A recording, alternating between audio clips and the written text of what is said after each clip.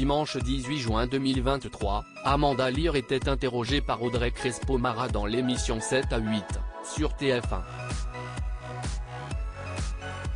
Avec son franc-parler habituel, elle a évoqué son succès auprès des hommes bien plus jeunes qu'elle.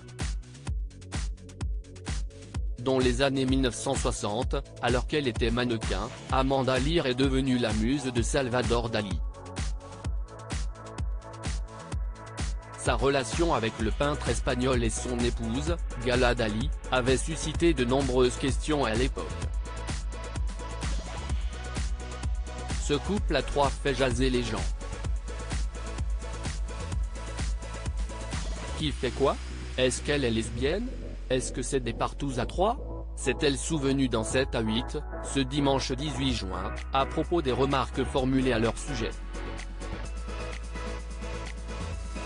Celle qui jouera dans Maison de retraite 2 malgré ses réticences de départ a profité de l'entretien pour faire, enfin, la lumière sur cette relation.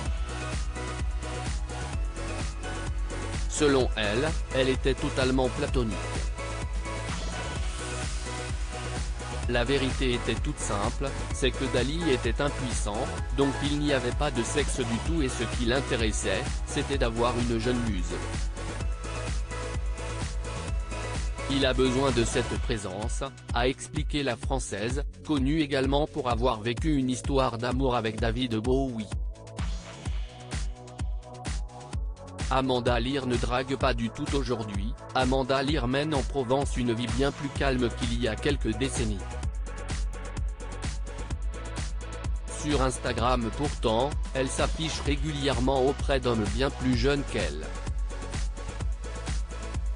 Un sujet qu'a abordé Audrey Crespo-Mara en prenant une des dernières publications de son invité pour exemple. Vous venez de publier cette photo sur votre compte Instagram, c'est votre dernière conquête? Lui a-t-elle demandé. Il est très gentil lui-ci, est-il vrai, a répondu Amanda Lear, laissant donc planer le mystère quant à la nature de cette relation. Et de poursuivre, c'est curieux, les gens croient que je passe ma vie à draguer. Non, je vous assure, je ne drague pas du tout.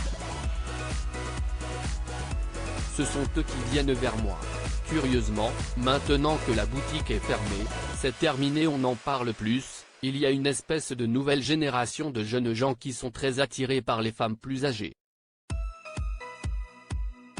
Bon, ça peut aussi s'appeler gérontophilie si on veut, a-t-elle expliqué en riant.